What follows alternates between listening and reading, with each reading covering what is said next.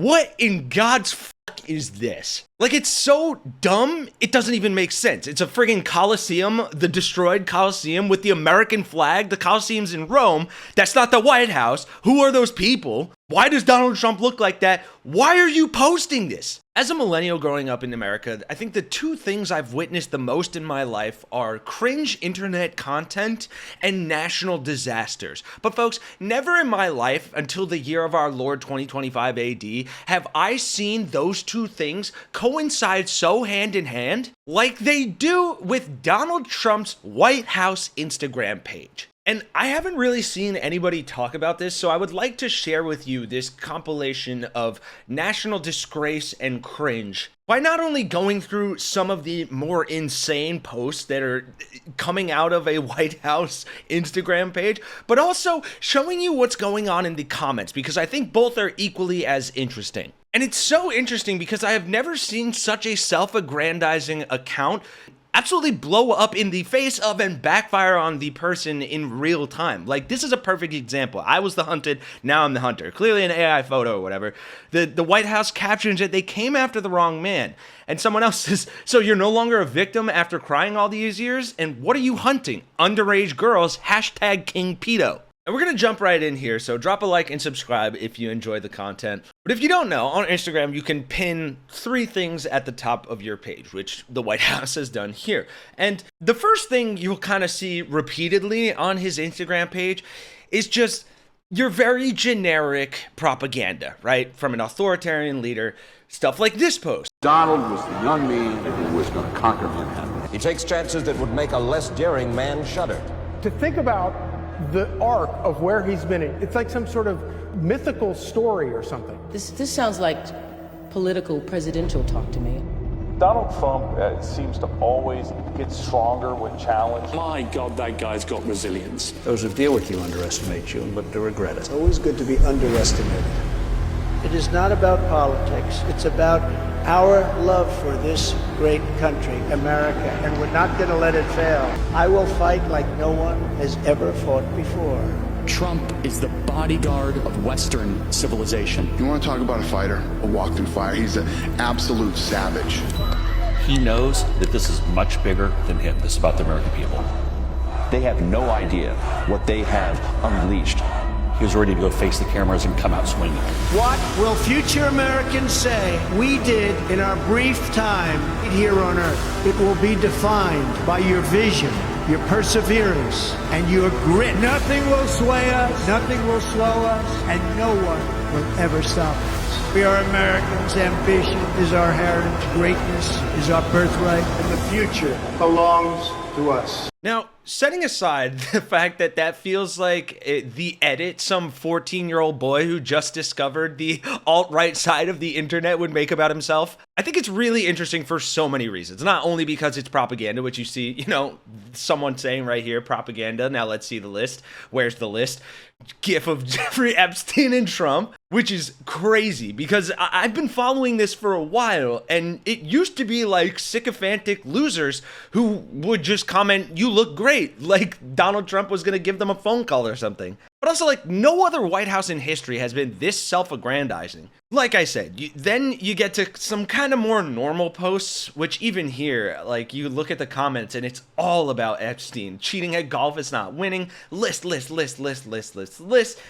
It's just all that. But then things start to get really weird and even more interesting. Take this, for example. It's kind of seemingly mundane at first, if a little unsettling, because it's a friggin' Bible verse, which, you know, separation of church and state.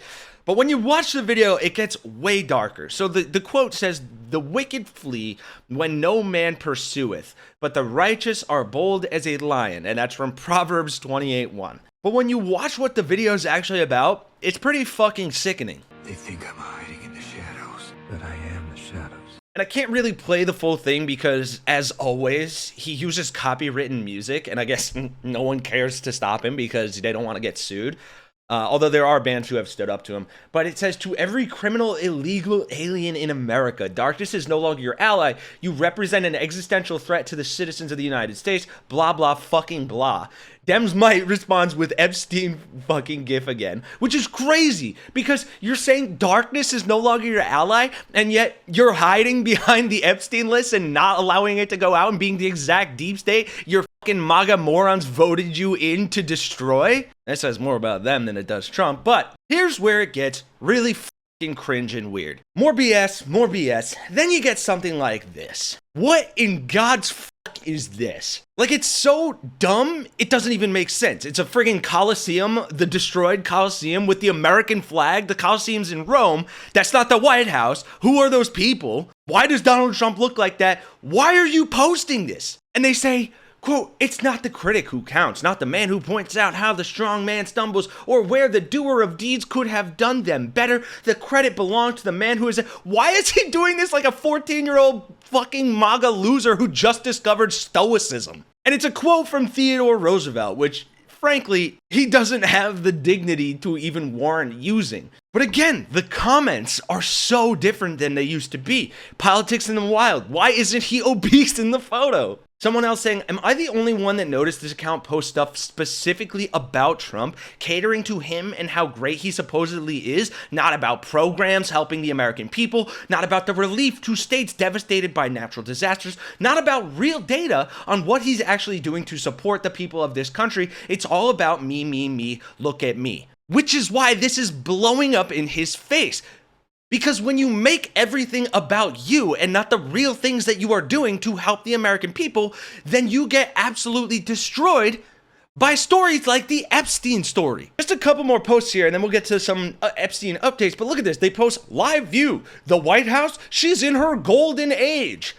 Haters, this is AI, her, 24 karat magic in the air, and the song is playing in the background, which I can't play. And the White House captions it, category is executive gold realness. This account is embarrassing. Someone else, is this about Trump's golden showers? Who is running this shit account? Oh look, another MAGA propaganda video posted on an official government account. Tasteless, low class. Everything about this administration is so tacky. And after we go through the cringe, we'll come back to this idea of how this is just exploding in his face. And so now, the thing we keep coming back to is how, because Donald Trump has made his entire presidency, his entire career, his entire life about him, that plan is finally starting to backfire because now he doesn't want it to be about him with regard to Epstein. And this has led to some absolutely insane comments that he made this weekend that are now backfiring on him as well. Take a look at this one. Trump must have left his boombox at home because while appearing with British Prime Minister Keir Starmer, he was once again asked about Epstein. By the way, I never went to the island. I never had the privilege of going to his island. I'm sorry, what? What? You never had the privilege of going to Epstein's island? Sadly, I never had the honor of dining with Jeffrey Dahmer. It just... Also explained why he parted ways with Epstein. For years, I wouldn't talk to Jeffrey Epstein. I wouldn't talk because he did something that was inappropriate. Finally, some moral backbone. He did something inappropriate, and that was? He hired help, and I said, don't ever do that again. He stole people that work for me. Sorry, Jeff, underage trafficking is one thing, but I draw the line at you stealing my omelet man. He's the only one who knows I like ham. And then now today, when he's asked about exactly that quote, he has this to say. Said yesterday your falling out with Jeffrey Epstein was over him taking some of the workers from your business.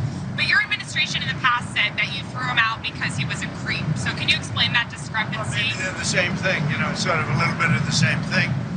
But no, he took people that worked for me, and I told him don't do it anymore, and he did it. And I said, stay the hell out of here. So is that what was meant by being a creep? I'm the travel pool, but I'm with NBC News. NBC fake news. NBC's one of the worst.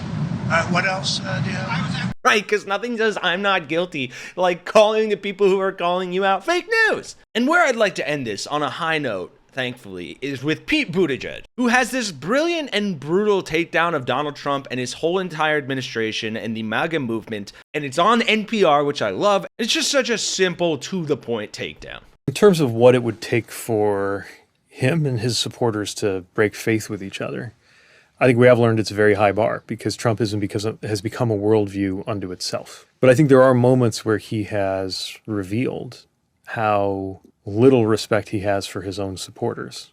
That's one of the reasons why I think the Epstein saga is especially relevant, because by telling them that this was important and that he would do something, and then by turning around saying he won't do something and that they're stupid if they care about this, he's putting his thumb in their eye even more than usual. Basically, he's saying that he thinks they're gullible. But we do have to look at what we're doing that makes it hard to hear what we have to say. Too often we talk in terms that are academic.